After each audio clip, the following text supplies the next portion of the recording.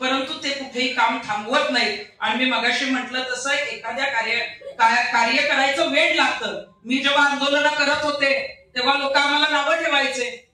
कदाचित तुम्ही माझे आंदोलन बघितले असतील, शनी शिंगणापूरचं आंदोलन बघितलं असेल, हाजी अली दर्ग्याचं आंदोलन बघितलं असेल।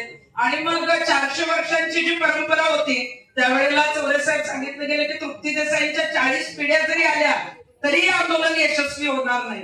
परंतु मला आपल्याला सांगायचं की आपल्या प्रयत्नात जर सातत्य असलं, आपली काम करण्याची इच्छाशक्ती प्रबळ असली तर कुठलीही गोष्ट जी असते ती अशक्य नसते।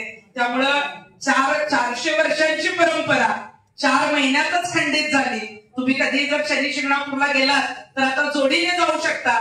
आणि मी जेव्हा सांगितलं की माझ्यावर टीका होत होती तेच लोक आता जोडीने दर्शनाला जातात। आणि तिथं जे आहे, कारण कुणी टीका केली, कुणी आपल्याला जर नावं ठेवली तर मला वाटतं की आपण जेव्हा पुढे जात असतो तेव्हाच आपल्याला नावं ठेवली जातात, तेव्हाच आपल्याला ट्रोल केलं जातं। आपण काही जरी पुढे काढायला लागलो की मग या जास्तच करत, मुलींच्या बाबतीत तर जास्त, अनेक महिला पण आलेल्या आहेत। महिला अगदी माझ्या घरात मी जर एखाद्या दौऱ्यावरून 1:30-2 वाजता आले तर माझ्या नवऱ्याला काही अडचण नसते, माझ्या घरच्यांना काही प्रॉब्लेम नसतो, पण 2 वाजता ही कुठून आली एक शेजारच्यांना फार।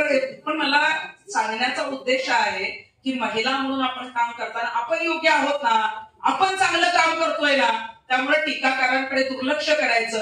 टीकाकार असलेच पाहिजे, टीकाकार नसते तर आज युरोपमध्ये माझ्यावर चित्रपट रिलीज झाला नसता, आज माझ्यावर फ्रेंच भाषेमध्ये चित्रपट रिलीज झालेला आहे। आणि जेव्हा आंदोलन झाल्यानंतर मला युरोपमधून फोन आला की ताई आम्हाला तुमच्यावर डॉक्युमेंटरी करायची आहे आणि आम्ही तुम्हाला विजा आणि तिकीट्स पाठवतो। म्हणजे बघा, मी सांगण्याचा उद्देश आहे की आपल्या कामाची पॉवर किती असते। तर मी सांगितलं की माझ्यावर इतके गुन्हे दाखल आहेत की माझा पासपोर्टच निघू शकत नाही। त्यामुळे त्यांनी सांगितलं की आम्हाला हे जे भारतात मोठं प्रकरण आहे, जे जेंडर इक्वालिटीसाठी सुरू आहे, जे मेन्स्ट्रुएशन पिरियडवर सुरू आहे, त्याविषयी आजपर्यंत कुणी आवाज उठवला नाही। तर आम्हाला ती डॉक्युमेंटरी करायची। त्यांची टीम युरोपवरून 1 महिना इथं आली, आमचं सगळं जी मुलाखत असेल, जो चित्रपट असेल तो शूट केला आणि तो फ्रेंच भाषेमध्ये त्यांच्या देशामध्ये तो रिलीज केलेला आहे। म्हणजे आपण काम करतो, काम करत राहायचं, त्याची दखल कुठं घेतली जाईल काही सांगता येत नाही। आज आपण डॉक्टरेट आहात, मलाही बरेच जण म्हटले तुम्ही डॉक्टरेट का नाही घेत, तर मला आपल्याला सांगायला आवडेल की माझ्यावरच आता डॉक्टरेट केलेली आहे, माझ्यावर आता PhD JNU युनिव्हर्सिटीमध्ये केलेली आहे आणि ती पॉलिटिकल सायन्सला अभ्यासाला आहे। त्यामुळे आपण जे काम करतो त्यावर जर कोणी डॉक्टरेट करत असेल तर त्याच्या एवढा आनंद कुठलाच नाही।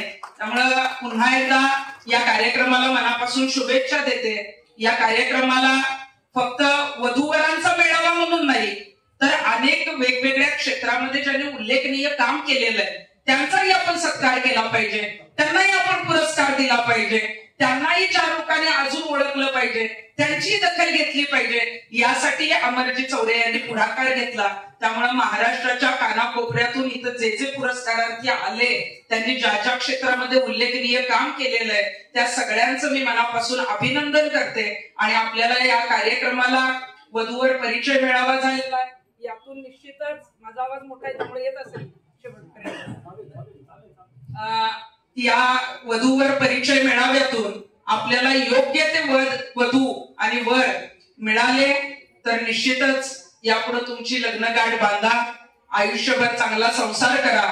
संसार करतानाही अनेक अडचणी येतात। बऱ्याच जणांना काय होतं, मी बिग बॉस मध्ये का गेले, तर मला आधी इतकं ट्रोलिंग व्हायचं, लोकांना वाटायचं की तृप्ती देसाई फक्त भांडखोरच आहे, कारण मी टीव्हीला फक्त पोलीस कुठेतरी पकडलेले बघायचे, मला अटक करताना मी बऱ्याच वेळेला दिसायचे, लोकांना पार्श्वभूमी काही माहित नसते।